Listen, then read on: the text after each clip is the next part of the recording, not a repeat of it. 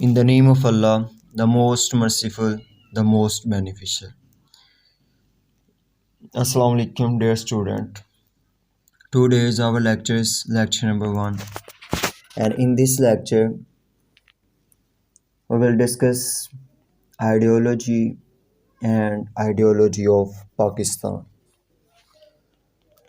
First of all हम ये जानने की कोशिश करेंगे कि आइडियोलॉजी क्या है, आइडियोलॉजी की इम्पोर्टेंस क्या है और पाकिस्तान की आइडियोलॉजी क्या है।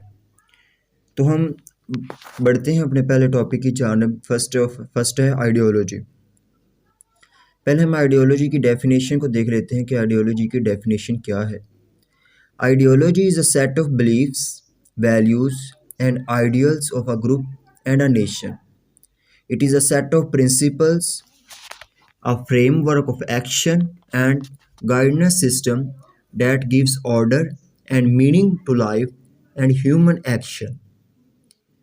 इसका मतलब ये है कि किसी भी कौम या किसी भी ग्रुप या किसी भी सेक्ट या पीपल ऑफ ग्रुप्स के जो आइडियल्स होते हैं, उनकी जो अक़दार, उनके जो बिलीफ्स, उनके जो सेक्ट जिसके गिर्द वो एक कौम घूमती है, जिसके गिर्द एक कौम की बुनियादें इस्तवार की जाती हैं या जिस पर कौम की बुनियादें इस्तवार होती हैं, या जिन चीज़ों पर एक कौम या एक नेशन या एक ग्रुप बिलीव करता है, उसको हम आइडियोलॉजी कहते हैं। ये प्रिंसिपल भी होते हैं, फ्रेमवर्क होता है। आइडियोलॉजी एक ऐसा सिस्टम है जो कि पर्सन को या उस नेशन को, उस कौम को गाइडेंस प्रोवाइड करता है और उन्हें मीनिंग ऑफ लाइफ देता है। और यही आइडियोलॉजी होती है जो ह्यूमन एक्शन को डिटरमिन करती है। यही आइडियोलॉजी होती है, यही वो तरीका है, यही वो सेट ऑफ प्रिंसिपल हैं जो कि एक पर्सन का इंडिविजुअली या एज अ नेशन या as a group of human, उनका जो फ्यूचर होता है वो इस चीज़ पर डिपेंड करता है। फ्यूचर उनका डिटरमिन होता है और इस तमाम की तमाम जो चीज़ ये डिटरमाइन करती है, इसको हम आइडियोलॉजी कहेंगे। नेक्स्ट है importance of ideology in national life, कि आइडियोलॉजी की नेशनल लाइफ में क्या इम्पोर्टेंस है। फर्स्ट है ideology is a motivating force for a nation which is striving hard to bring stability and homogeneity to its nationhood. इसका मतलब ये है कि आइडियोलॉजी एक ऐसी मोटिवेटिंग फोर्स है जो कि एक स्कैटर्ड यानी फैली हुई कौम, ऐसी कौम जिसके आइडियाज़ डिफरेंट हों, जिसके आइडियाज़ मुंतशिर हों, उस कौम को एक ही गोल के गिर्द लेकर आना, उनको स्टेबल करना और उनको एक गोल की तरफ एक चीज़ की तरफ मुतय्यन कर देना, ताकि तमाम की तमाम कौम यूनाइटेड हो जाए और वो अपनी अचीवमेंट हासिल कर सके। ये चीज़ इसको हम आइडियोलॉजी कहेंगे और ये एज अ इन नेशन इसका पर्सपेक्टिव होगा। नेक्स्ट हम आगे बढ़ते हैं। It's provide the binding force to the scattered group in a society and bring them close to each other on a common platform. हम पहले ही ऑलरेडी बात कर चुके हैं कि ये एक ऐसी फोर्स है कि जो कि बिखरे हुए लोगों को या उन लोगों को जिनके आइडियाज़ डिफरेंट होते हैं या जो मुंतशिर होते हैं, उनको एक ग्रुप की शक्ल में लाती है और एक सोसाइटी बनाती है। अगर एक लोगों के आइडियाज़ एक जैसे नहीं होंगे तो वो सोसाइटी नहीं बना पाएंगे। यही वजह है कि अगर हम बरसगीर पाक हिंद की बात करें, जिसको हम सब कॉन्टिनेंट कहते हैं, जो जहाँ अभी पाकिस्तान है, ये भारत है और बांग्लादेश है, तो ये तमाम का तमाम इलाका पहले सब कॉन्टिनेंट कहलाता था। जब इनके उस वक़्त जिन जिन लोगों के आइडियाज़ इकट्ठे थे वो एक कौम बने। अगर हम मुस्लिम की बात करें तो मुसलमानों का कल्चर एक था, उनके आइडियाज़ एक थे, उनका रिलीजन एक था, उनके ट्रेडिशन, रहन सहन, खाने पीने के तमाम तरह के तौर तरीके एक थे, तो वो एज अ नेशन कहलाए और वो जो तमाम चीज़ें एज अ मुस्लिम वो उनकी आइडियोलॉजी बनी। और अगर हम दूसरी तरफ बात करें तो हिंदू थे, उनका कल्चर डिफरेंट था, उनकी चीज़ें डिफरेंट थीं, वो कम्प्लीटली मुसलमानों से डिफरेंट थे, तो वो भी एक नेशन बने। तो इस तरह आइडियोलॉजी कायम हुई। तो इस तरह इस आइडियोलॉजी ने लोगों को यूनाइट किया, लोगों को बाइंड किया, लोगों को एक मोटिवेटिंग फोर्स बनी जो कि स्टेबिलिटी के लिए जिसने स्टेबिलिटी की।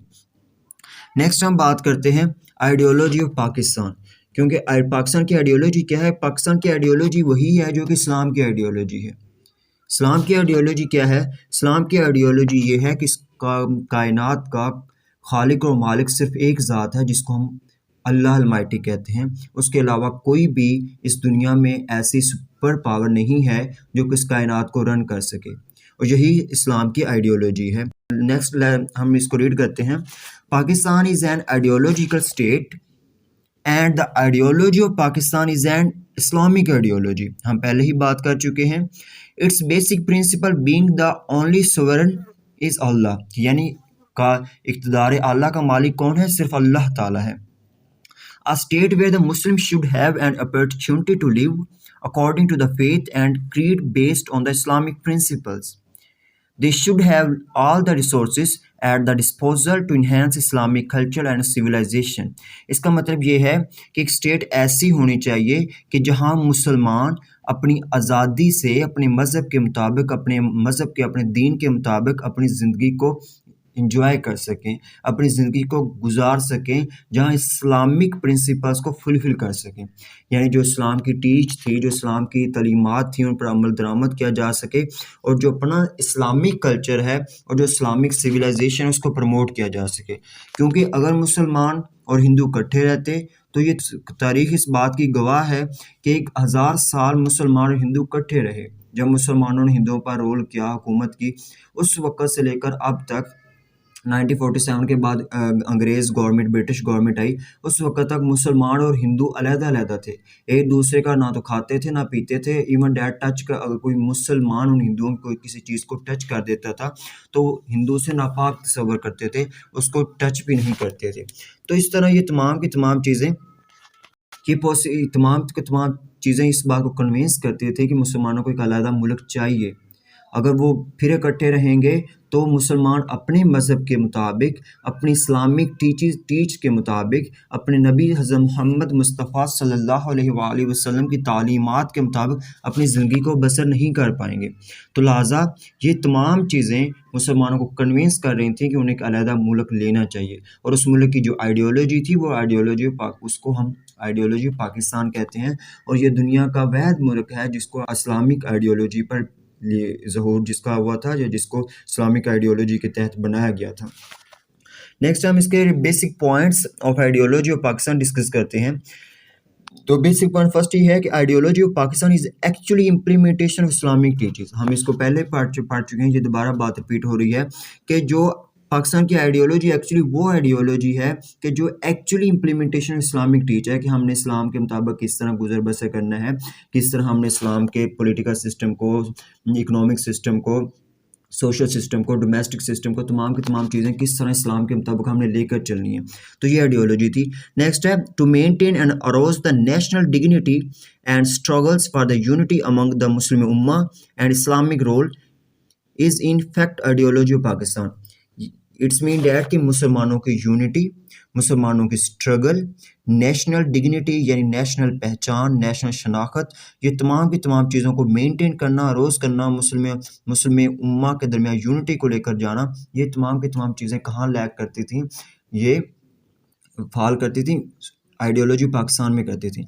नेक्स्ट है two nation theory on the basis of Islamic philosophy in political and cultural background of subcontinent is called ideology of Pakistan.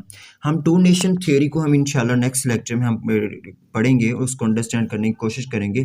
Actually to nation theory ये है कि एक ही इलाके में दो कौमों का बसना, यानी दो कौमें जिनके डिफरेंट कल्चर है, डिफरेंट थिंग्स हैं। अगर हम सब कॉन्टिनेंट की बात करें तो उसमें जो हिंदू थे उनकी अपने अलहदा कल्चर था, अपने अलहदा त्यौहार थे, अपने हीरोज़ अलहदा थे। अगर मुसलमानों की बात करें तो मुसलमानों की everything is different from the Hinduism, different from the Hindu. तो ये तमाम की तमाम चीज़ें क्या बनती थी? ये टू नेशन थियरी की बुनियाद बनती थी, जिसको हम नेक्स्ट लेक्चर में अच्छी तरह एलैबोरेट और एक्सप्लेन करेंगे। नेक्स्ट हम बात करते हैं ideology of Pakistan is a actually Islamic ideology. It's mean हमने काफ़ी क्लियर करके हमने इस पर बात कर ली है।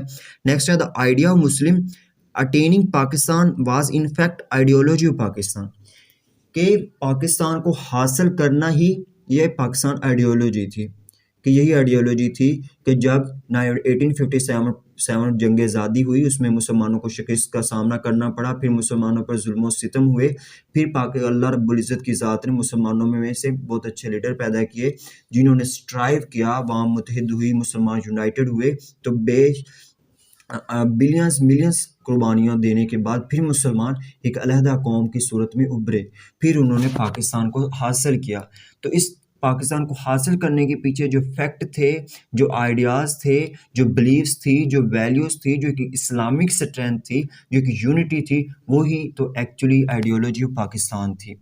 तो हम इसको तो आज का हमारा यही लेक्चर था कि हमने आइडियोलॉजी को पढ़ा। हमने अगेन मैं रिपीट कर देता हूँ, आइडियोलॉजी सेट ऑफ बिलीफ है, वैल्यूज़ है, जो कि एक नेशन को या जो कि किसी कौम को या ग्रुप ऑफ पीपल्स को क्या करता है, उनका फ्यूचर डिटरमिन करता है। सेट ऑफ प्रिंसिपल्स है जो कि में जो कि एक्शन को डिटरमिन करता है, फ्यूचर को डिटरमाइन करता है। उसके साथ लिविंग एक्शन को कि इंसानों ने किस क्या एक्शन करने हैं उनको डिटरमाइन करता है।